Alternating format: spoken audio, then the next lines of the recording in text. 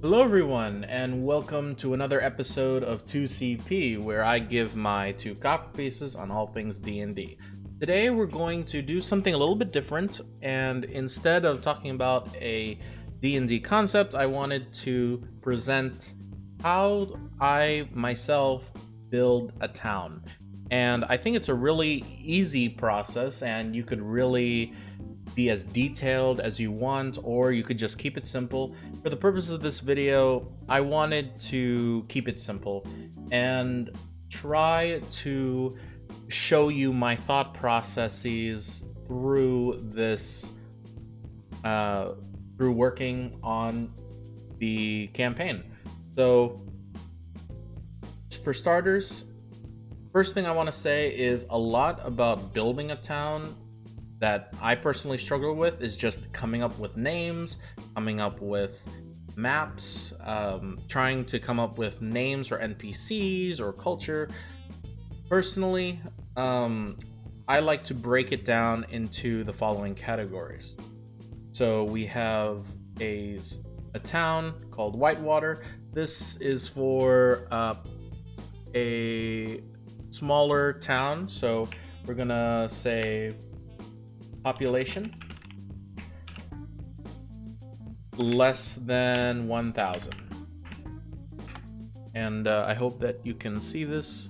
I can't really tell from my side, but well, we're rolling with it.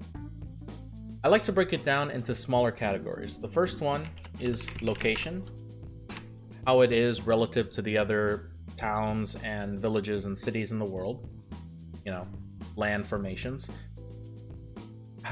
Next is population, and I know we mentioned it to be a population of less than 1,000, but I wanted to emphasize that this is more of the nitty-gritty details of, is this predominantly human? Is this, maybe it's an elven town, you never know. Next is government and defense. We'll get to those in a second. And then we have commerce and organizations. Commerce and organizations. Commerce is how does the city build an income? What is the importance of those businesses? Organizations is more not just government, but notable people. Maybe you have a family that is pretty much the entire town. Maybe you wanted to play that off-town road, or not off-town road, but maybe you want to play that rural town. Rural. Is that how I say it? Rural town that has maybe 2 or 3 really big families that just control every shop, and the one where travelers come by and creep them out in horror movies. Besides the point. Organizations may be factions, guilds, that sort of deal. And finally, we have other notes. And other notes is a clump of things such as cultures, maybe there's some landmarks, maybe there is a unique holiday that pertains to that sort of town, and I think that's a good area to note them. So what I'm going to do is I'm going to make this settings really quickly. Now, let's go through each of these just really briefly and talk about, what could it be? And for this town called Whitewater, I imagined this location to be either a coastal village or a grassland rural village or town. Excuse me. The location, I'm going to say grassland rural town. Maybe it's near a lake, near, or actually, instead of near, let's be a little bit more specific. let's say westwards from Crystal Lake. And Crystal Lake would be a landmass that's just outside of town, or a lake near. Crystal Lake would be a large body of water that's right eastward from the town. Population, less than 1,000. But we can say that the common races are human, elf, dwarf, halfling. Let's say the uncommon races would be gnome. Who else would be here if it's a grassland? Maybe Dragonborn. And then the exotic races would be tieflings, ASMR. You know, it's there. I like to break it down into common, uncommon, and exotic because when the party does something completely off the rails that you had no idea that they would even try, you would be able to look at this population and say, oh, they are most likely, I don't know, maybe one of your characters is looking for a hidden black market in this rural town, because why not? You're as a DM, you would look completely prepared, because you would say, oh, in the shadows of a dark alley there is a blue dragonborn with a cloak over his hood. He sees you locking eyes with him and he motions you to come nearer for a closer look. You know, stuff like that. It's very interesting to see what your players come up with. Next we have government. And government is more of how does your town compare in the politics of the entire region, and how do they function as a society.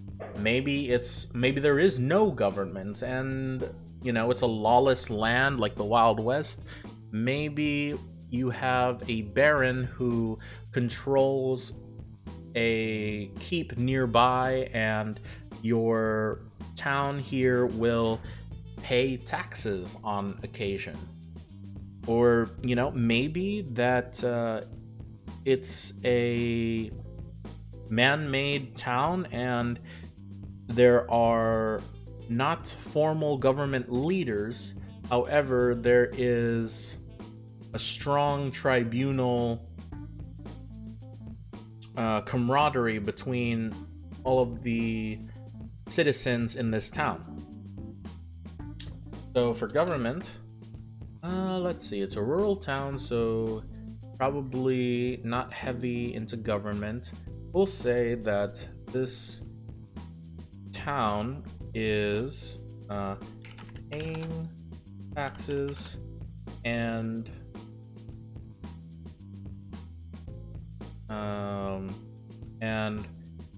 agricultural supplies to the neighboring cities. And the neighboring cities, you can insert any name that you want for your capital city or major city. Defense, you know, since we are having a small town that just pays taxes, the defense is a guard deployed by major city to protect citizens and assets. If the government was lawless, the government is lawless, you would have no defense. If you have a tribunal, or, you know, if you have a government that functions based on the more popular members of your citizens, then that means your defense would be something such as a neighborhood watch, or maybe there is a militia that is from the town itself. You never know. Commerce, this is where the fun begins, because now you get to come up with all of the business aspects of a town that your players would like to meet, essentially. So since this is a small town and not a village, you would definitely have something of a general store to buy supplies, to, you know, maybe some maybe very few health potions or tools or armor, but also you would have a blacksmith for your weapons. Definitely not a magic shop, I want to say, because I like to think magic is very rare, and I mean, not magicians, wizards, magicians, that's pretty funny. Wizards and enchanters would normally, in my mind, at least in my world, would work in cities or someplace near a magical site. We're not going to do that for this one. For commerce, instead, I would say, maybe because we're by a lake, we have a carpenter and maybe a fisherman.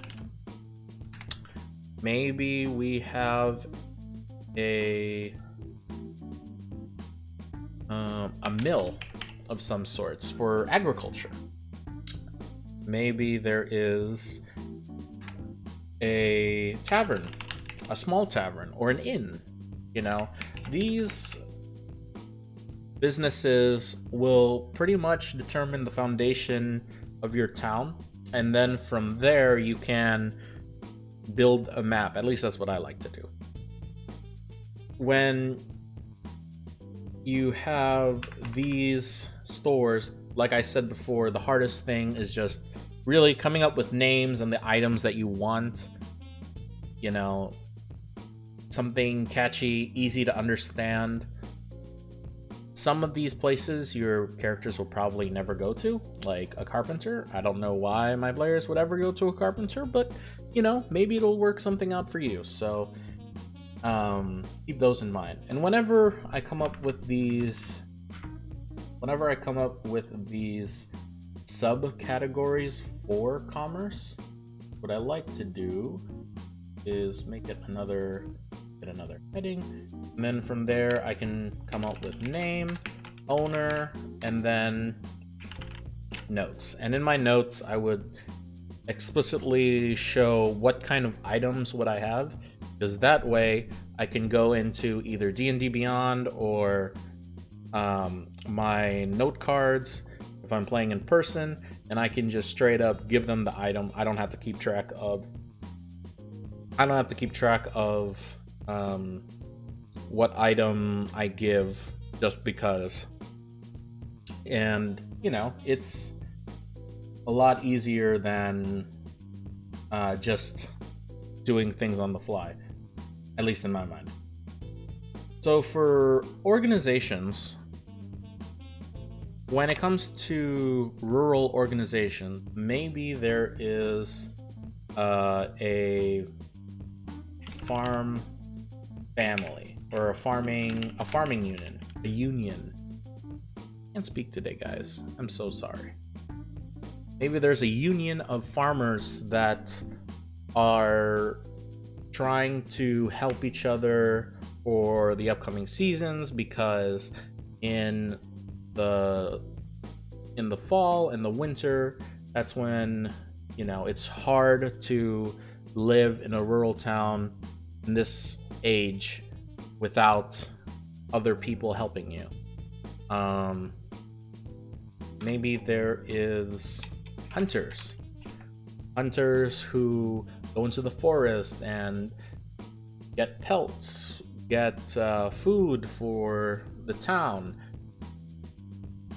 Maybe, just maybe, there may be traveling salesman, and you can put this under commerce as well. But maybe there is traveling salesmen that occasionally come through the town and sell their wares. Or I did this once where I had a few magical users in the party, and what I did was I didn't have any magic users inside of the town itself. However, there was a magic user that was a traveling salesman, so they could, buy scrolls and potions and the magical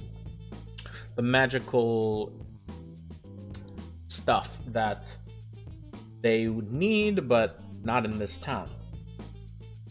And finally, other notes, I would say this is like culture, landmarks, specific holidays. Oops. The reason why I say this is because culture, landmarks, and holidays, those are the things that aren't necessarily that important. If you're keeping track of time in your world, then holidays would definitely be important, because you need to know that. Because depending on the day, the other NPCs in your town will be behaving differently. Maybe there was an attack recently from orcs, and you have a half orc in your party.